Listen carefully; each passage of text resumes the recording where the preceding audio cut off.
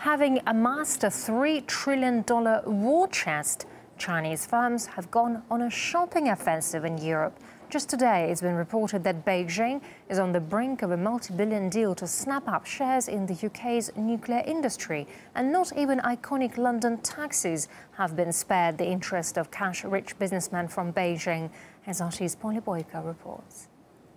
This time last year, it looked like the iconic London cab would be consigned to the history books after its maker, the financially troubled London taxi company, went into administration. Chinese manufacturer Geely, which already owns Volvo, stepped in and bought the company for £11 million. The factory is now back in business. This part of the assembly process is called the marriage of the carriage, where the shell of the taxi over there meets with the chassis of the taxi over here. But it's the marriage between the Chinese manufacturer Geely and the London taxi company that's managed to save a British icon from going out of production. Geely's pledged to invest £150 million into the Coventry-based business over the next 5 years, promising to create jobs and develop new engines. The future, really. Previously, when we were an independent company, we lacked the financial resources to continue to develop the product as we would like to.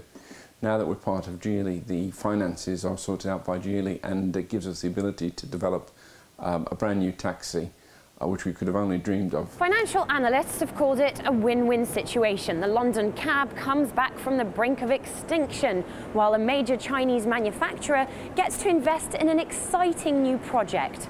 But what does it say about the state of British industry?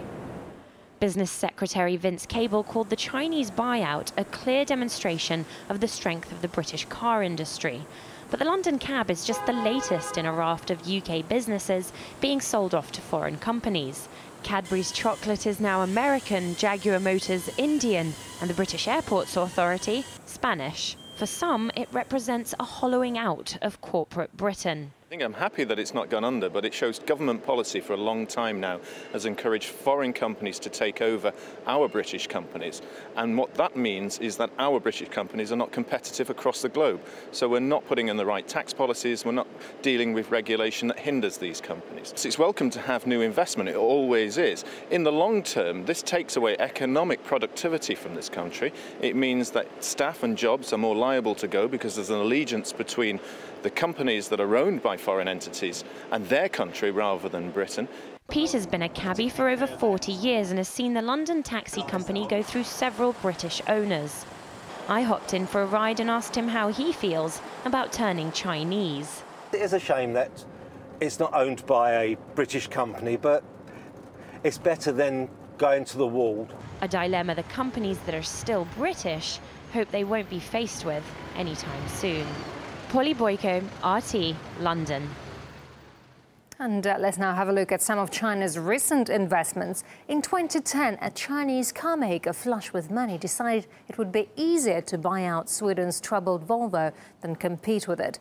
In January last year, one of Germany's premier concrete pump makers also fell to Beijing's richest. The same month, Italian yacht builder Ferretti was snapped up by a company controlled by the Chinese regime. And in just a few weeks, a French fashion brand, Sonia Rykiel, was taken over by a Hong Kong-based firm in keeping with the East's growing fondness for luxury. And Roger Nightingale, founder of an economic strategy consultancy firm, says many European countries believe Chinese investment poses a threat. A lot of European countries are very nervous about accepting Chinese cash.